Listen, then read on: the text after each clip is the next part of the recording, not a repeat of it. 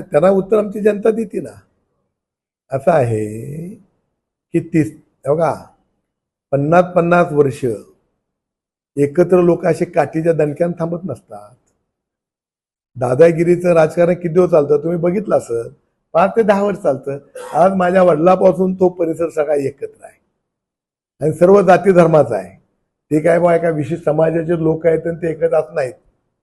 त्यामुळं तुम्ही एकदा सगळेजण, माझी विनंती आहे की तुम्ही सोलापूरचे पत्रकार माझ्या गावात बघाल्या, प्रमोदला मी घेऊन ये म्हणून सांगेन आणि तुमच्या लक्षात येईल मग खरी जर लोकशाही कुठं असेल तर ते आमच्या गावामध्ये आहे. अनेक नवरा मारत असला तर बायको नवऱ्याला घेऊन अंगला राहायला येते, म्हणजे त्रास कमी होतो म्हणून. माहिती आहे का? आता असं आहे की गाव चालवत असताना सगळ्याच गोष्टीचा वापर करावा लागत असतो. अहो त्याच्या संदर्भात मी सांगतो, तिचा नवरा जी होता ती माझ्यावर कामाला होता, आमच्या सोलापूरच्या घरी असायचा. तो दारू पिऊन वारला. आता त्याला कारण काय असतील मी तुमच्या पुढे बोलत नाही, परंतु वारला. आता ती तिथंच राहत होती आमच्या गावातच. उलट 1.5 वर्ष तो झोपून होता तरी मी त्याला घरी पगार पोच करत होतो त्या मुलाची. तो मुलगा नाही, त्याचा बाप सांगतो मी. आता त्याच्या पुढचं सांगतो मला.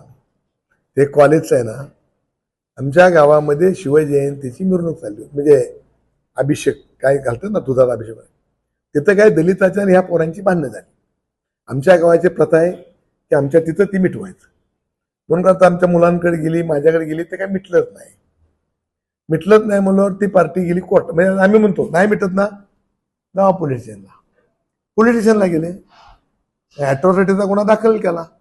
ह्या मुलावरून आणखीन 2-3 आमच्या गावातल्या मुलांवर गुन्हा दाखल झाला. हा मुलगा 17-18 वर्षाचा होता. त्यामुळे बाल सुधागृह बाकीचे काय त्या जेलमध्ये गेले काय असेल त्यात. आणि मग तो होता 12वीला.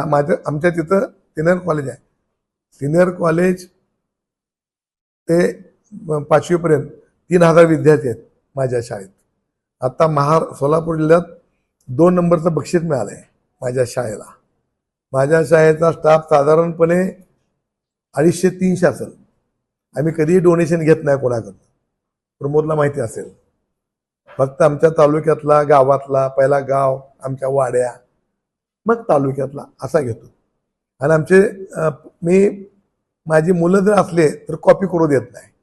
तुम्ही कधीही परीक्षे वेळा तिकडे या, तिथे एक माणूस तुम्हाला बघायला मिळणार नाही त्या परिसरामध्ये. आमच्या गावाच्या बाहेर आहे, आमच्या शेतात शाळा आहे, मोठी शाळा आहे. मग तो मुलगा 12वीला होता वाटतं. मग तो 12वीला पहिला पेपर दिला आणि दुसऱ्या पेपरला फरार झाला, म्हणजे निघून गेला. आमची परंपरा की 100% निकाल लावायचे आहे. मग आमच्या लोकांनी चौकशी केली की पोरगा आला नाही, काय झालं, कुठे गेला, काय झालं. तर तो फरार झाला, निघून गेला कुठे. मग त्यांना कळलं की ते रात्री त्याने मुख्याध्यापकाला कळलं, त्याने भांडणं केली. म्हणून भांडणं केली आणि ते झालं फरार. मग पोलिसांनी त्यांना पत्र दिलं की तो पोरगा इथं तुमच्याकडे आला तर कळवा म्हणून, अमुक कलमाखाली ह्याचा हा आरोपी आहे, तुझ्या शाळेत आला तर आम्हाला कळवा म्हणून. मग ते पत्र त्यांनी ठेवलं. मग काही दिवसानंतर ते जामीन बिन मिळाला असेल, त्याला हे मागितलं, काय म्हणतात त्याला दाखला मागितला, आम्हाला दुसरीकडे जायचा. मग मुख्याध्यापकानं त्याला शेरा मारायचा असतो, त्याच्यावर त्यानं सांगितलं की बाबा असं अमुक, म्हणजे उत्तम का काय म्हणतात तिथं पोलीसच पत्र होतं म्हणून त्यानं शेरा मारला, दिला. हा मग आणि तो मग पुरावा